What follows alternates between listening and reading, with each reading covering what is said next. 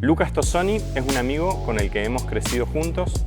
Por muchos años fue mi líder de jóvenes y marcó mucho de lo que hoy entiendo que es tener una relación con Dios.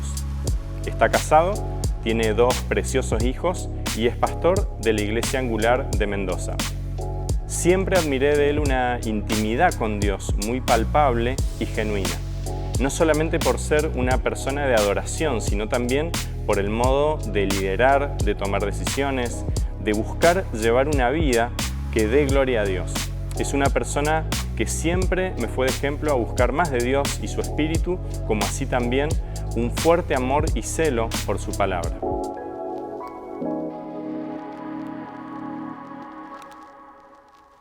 Hola Lucas, una alegría que nos puedas acompañar en este espacio. Muchas gracias por sumarte a estas charlas que equilibran. La invitación surgió en pensar en una persona que me ayudó a lo que tiene que ver con esta segunda semana de nuestra relación con Dios, donde realmente has sido una persona donde en tu vida, en tu ministerio, me has enriquecido mucho. Así que muchas gracias por sumarte. ¿Qué te pareció el material? ¿Cómo fue la vivencia con la lectura del libro? Bueno, mira, una alegría por partida doble. ¿Por qué digo esto? En primer lugar, una persona tan significativa como vos que haya logrado plasmar, poner en palabras una vivencia tan rica, tan auténtica, provocó en mí una alegría inmensa. Y esto es real. La sensación, de hecho, que tuve en la medida que fui leyendo los papers que me compartiste era esto, tener una conversación continua estando con el Señor y poder ir como caminando, ir profundizando, ir viendo diferentes aspectos y propuestas en esta realidad que tiene que ver con sanos equilibrios, digamos, ¿no? Entonces eso me pareció hermoso. Y digo por partida doble porque lo segundo tiene que ver con que me encontré ante una lectura con un marco bíblico muy rico, que creo que esto es lo más importante desde el punto de vista de decir, no estoy ante un libro que abro y solamente me encuentro ante la experiencia de una persona, sino que esa experiencia ha sido permeada a través de la palabra, ¿no? Entonces, esa riqueza creo que permite y va a permitir a cada lector dar pasos seguros en el hecho de poderse introducir, caminar y saber que el destino va a terminar trayendo mucha riqueza espiritual, convicciones, seguridad, identidad. Entonces creo que el aporte es altamente significativo, digamos. Qué bueno, qué bueno. En esta segunda semana inicio hablando de acercarnos a Dios, teniendo en cuenta un sano temor y una sana confianza para lograr intimidad, ¿sí? Me gustaría que nos compartas cómo Dios ha trabajado estos aspectos en tu vida. Bueno, la verdad que en lo personal es una palabra la cual tiene mucha relevancia para mi vida. Estoy hablando del término intimidad, digamos, ¿no? Y hay una definición que atesoro en mi corazón desde hace mucho tiempo. Intimidad es la cualidad de poder aferrarse con afecto a alguien, digamos, ¿no?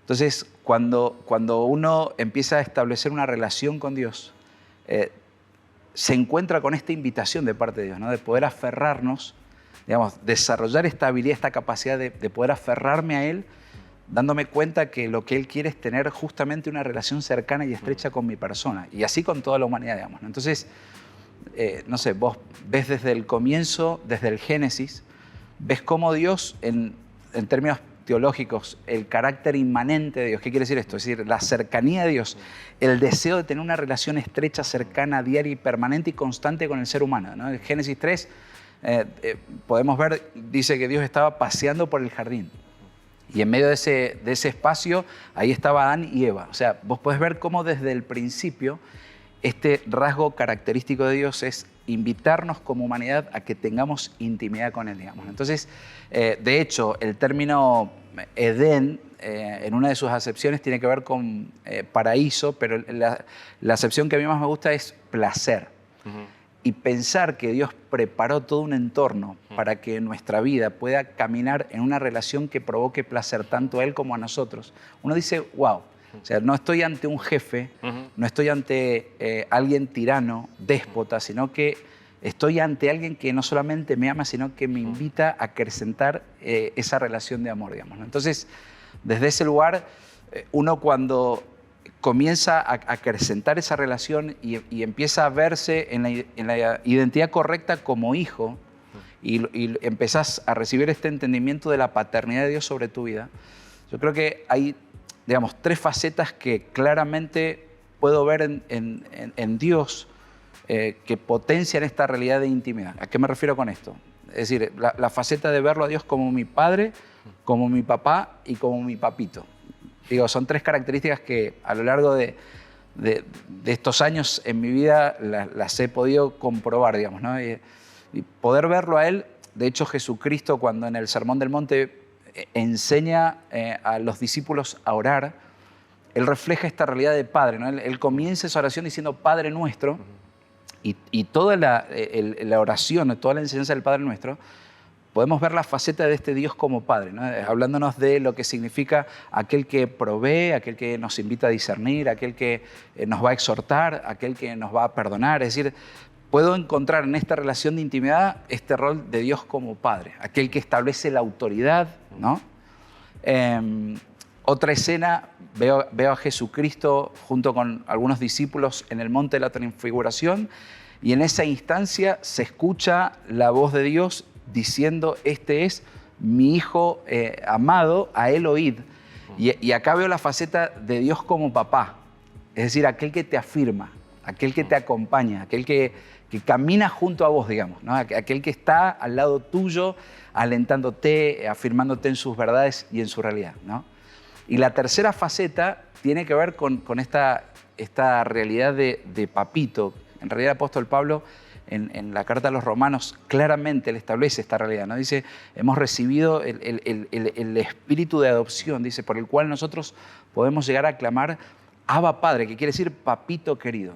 Y creo que en la medida que nosotros profundizamos nuestra vida de intimidad, es que podemos caminar sobre estas 3 facetas, viéndole a Dios como Padre, como papá y como papito. Y es lo que nos va a ayudar a mantener este equilibrio que vos planteás y que me parece absolutamente potable y necesario, para que nuestra vida no se desbalancee en lo que significa verlo a Dios desde el temor, pero un temor que no está claro, que no está pulido a la luz de la palabra. Entonces es como alguien que está lejano y uno dice, ¿cómo puede ser que el creador de todo quiera tener intimidad conmigo, ¿no? Entonces, y a veces podemos cometer el error de creer que Él está distante, Él está lejano, y todo lo contrario, desde el Génesis, Él dice, yo quiero tener relación con vos, o sea, quiero estar cerca, ¿no? Quiero que me disfrutes, que aprendas a amarme, quiero que experimentes también mi amor, ¿no? Entonces, creo que toda esta dinámica nos va a ayudar siempre a mantener este equilibrio, digamos, ¿no?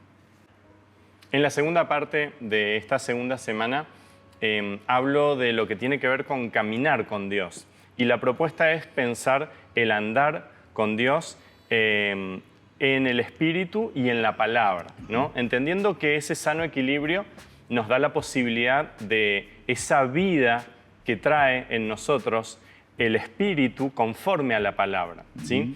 ¿Cómo Dios ha trabajado esto en tu corazón, Lucas? Siempre para mí has sido una persona en esta balanza muy equilibrada. Creo que he aprendido mucho de vos en este punto y me gustaría que nos contaras cómo Dios ha trabajado estos 2 aspectos.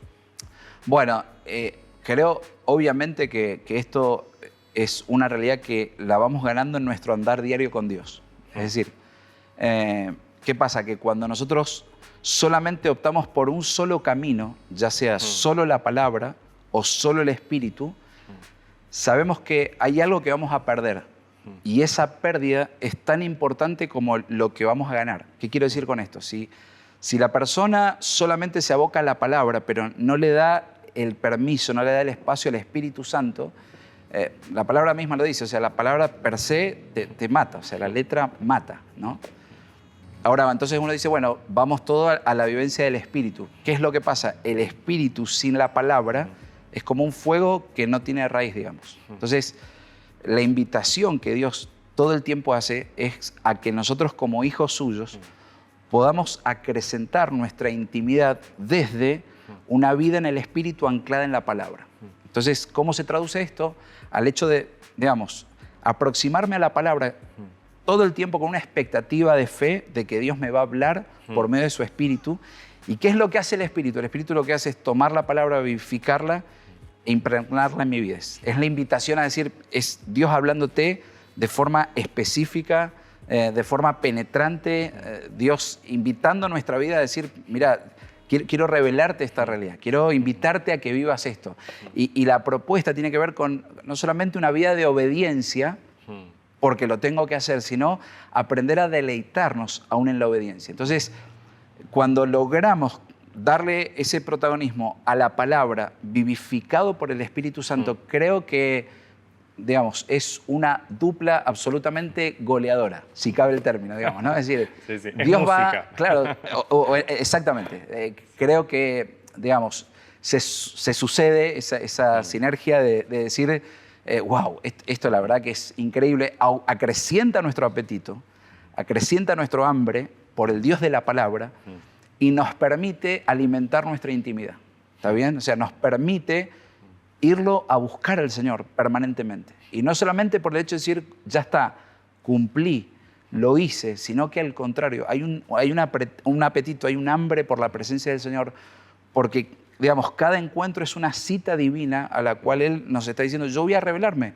¿Y de qué forma lo voy a hacer? Por medio del Espíritu, pero buscame en la palabra. O sea, y entiendo que la palabra es la voz profética por excelencia. Entonces, en la medida que podamos nosotros anclar nuestra vida a la palabra, pero siempre dependiendo del Espíritu Santo, y acá hay una frase que me ha acompañado mucha parte de mi vida y bueno, la comparto, pero digamos, cuando yo me siento frente a la palabra es el único libro que cada vez que vos lo lees, estás con el autor, digamos, ¿no? Es decir, cuando yo soy consciente de que el Espíritu Santo está activo cada vez que yo abro la palabra y le doy ese protagonismo, verdaderamente los resultados son totalmente distintos al hecho de decir simplemente me siento para cumplir o con el peso de que lo tengo que hacer. No, al contrario, uno dice esto es aire para mis pulmones, es el oxígeno para la vida, digamos. Entonces,